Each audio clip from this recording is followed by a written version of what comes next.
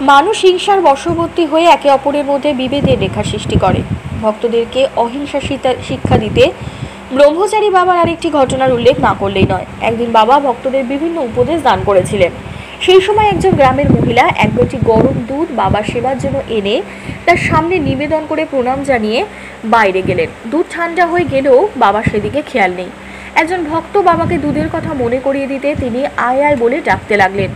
উপস্থিত কেউ বুঝতে পারল না যে বাবা কাকে ডাকছেন। কিছুক্ষণ পর সকলে আশ্চর্য হয়ে দেখে প্রকাণ্ড এক কেউটে সাপ বাইরে থেকে বাবা দুধের বাটির দিকে আসছে। সকলে ভীত হয়ে সরে বসলো। কয়েকজন চিৎকার করে কাষ্ঠবৎ জড়সড় হয়ে বাবার গা ঘেঁষে গিয়ে বসলেন।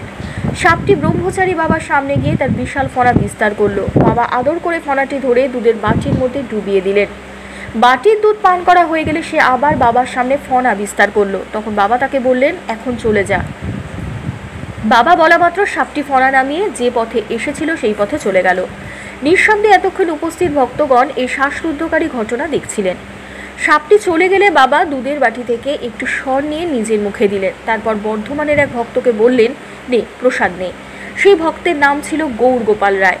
গৌরগোপাল রায় মহাশয় পেশায় দারোগা ছিলেন এবং ভোলাগিরি বাবা শিষ্য ছিলেন। গৌরবাবু বিষাক্ত সাপের মুখ দেওয়া দুধ নিতে ইতস্তত করছিলেন। বাবা তখন বললেন, ইতস্তত করছিস কেন? নে নে, কোনো ভয় নেই। গৌরবাবু তখন মনের সব দ্বিধা ঝেড়ে ফেলে মহাপুরুষের প্রসাদ মনে করে ভক্তি ভরে তা গ্রহণ করলেন।